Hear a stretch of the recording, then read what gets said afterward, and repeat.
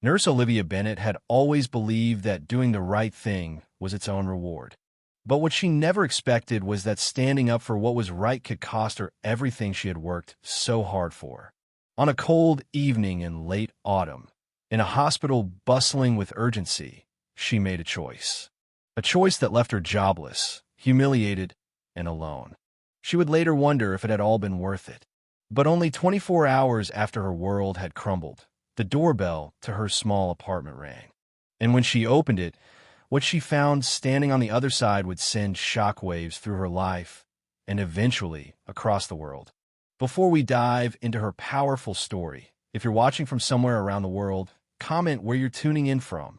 Your support fuels these incredible stories of courage, resilience, and hope. Chapter 1. The Choice That Changed Everything. Olivia had always understood nursing as a calling, not just a career. To her, patients weren't case numbers or billing codes. They were people. People who deserved compassion, no matter their insurance status or financial situation. She had believed this with all her heart since the first day she walked into Eastwood General Hospital wearing her scrubs and a hopeful smile. But sometimes belief meets a wall. And for Olivia, that wall came crashing down one stormy night. The ER was chaos. The rain pelted the windows in torrents as stretchers flooded in, one after another. Machines beeped and buzzed in an overwhelming symphony. Nurses shouted updates across the floor, and doctors barked out orders like drill sergeants. Olivia had done 5 back-to-back shifts already, but she was used to exhaustion. What she wasn't used to was what happened next. A man was wheeled into the ER, middle-aged, unconscious. His skin was pale and clammy. His vital signs were rapidly declining, and he was in dire need of intervention. Olivia rushed to his side and scanned his chart, desperate for some context. There wasn't much. No ID, no family, no insurance. She looked up at Dr. Harlan, the senior physician on duty that night. His face was stone cold as he skimmed the paperwork and muttered the sentence that would haunt Olivia for days to come. Stabilize him, then transfer. We're not admitting him. Olivia's heart sank. But if we don't intervene right now, Dr. Harlan cut her off. You know the rules, Bennett. He doesn't have coverage. Do what you can to keep him alive until we can discharge him. And then he was gone, moving on to the next case without a second thought.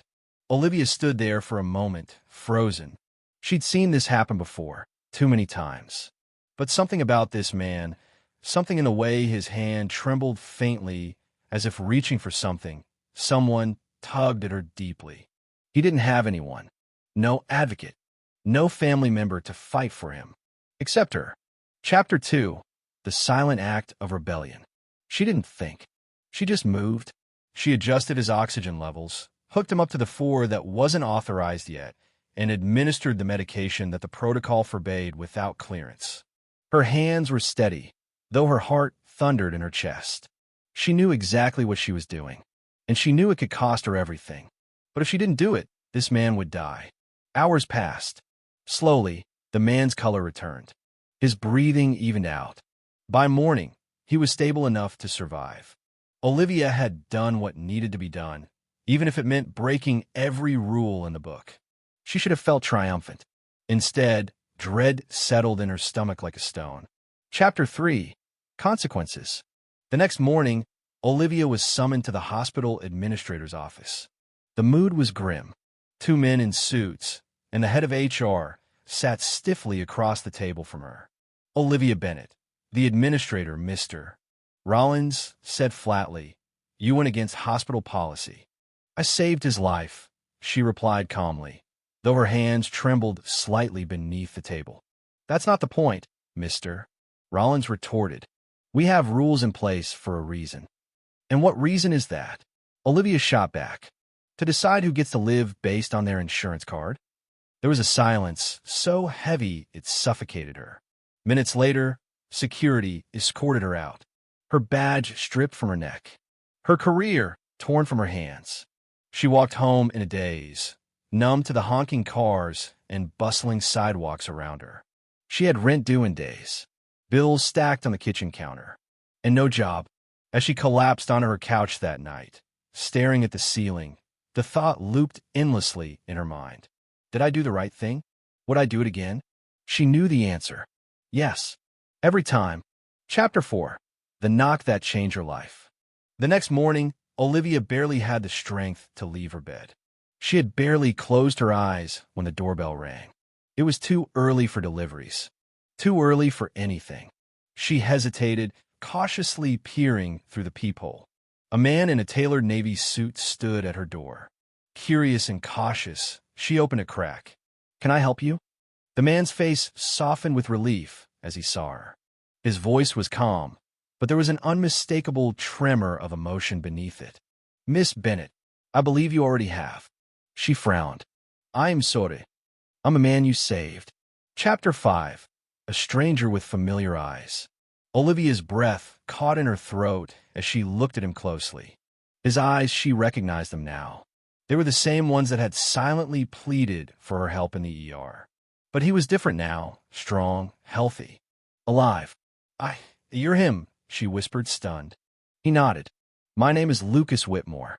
The name didn't register at first, but then he continued.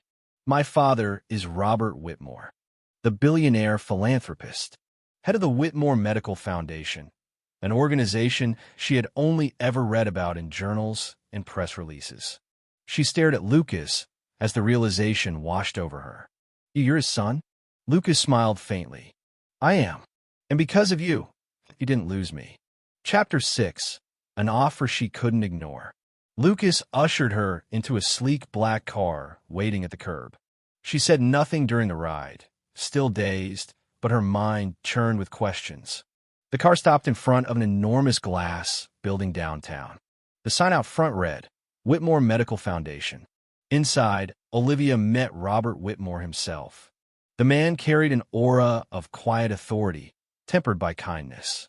"I've heard what you did," Robert said, his tone heavy with gravity. "And I cannot let it go unnoticed." They offered her a job. Not just any job. A leadership position overseeing patient care initiatives across their private clinics.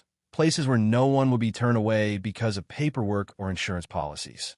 A place where compassion was the first and only rule. Chapter 7. A New Purpose. At first, Olivia hesitated. It was overwhelming. Just days ago, she had lost everything. And now, they were offering her a second chance. No, more than that. A chance to change lives on a scale she had only dreamed of. "What if I'm not ready?" she asked, her voice barely above a whisper. Lucas smiled. "You already are." Chapter 8. Stepping into the Future. The days that followed were a blur of orientation, introductions, and plans. Olivia found herself leading teams of doctors, nurses, and medics who shared her vision. There was no bureaucracy here, no politics, just healing. For the first time in years, she felt hope. Real hope. And when she put on the white coat with the Whitmore Medical Foundation emblem stitched on the pocket, she knew she was exactly where she was meant to be. Chapter 9. The World Watches. News of her story spread. People rallied around her, demanding reform in hospitals nationwide. Nurses, patients, families. Voices rose in a unified call for change. And Olivia stood at the heart of it all. Not because she wanted fame, not because she sought recognition, but because she had chosen compassion over policy. And the world noticed. Chapter 10. A Legacy of Compassion. Months later, Olivia looked out from the balcony of the Foundation's newest clinic. Children played in the waiting area below, their laughter filling the air. Families received care without fear or denial. Lucas stood beside her, his hands in his pockets. "You did this." She shook her head softly. "We did." "No," he corrected gently. "You made the first choice. You saved my life."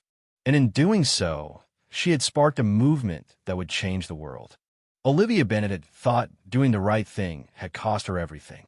But it had given her something far more powerful, a new beginning, and a legacy of compassion that would live on for generations to come.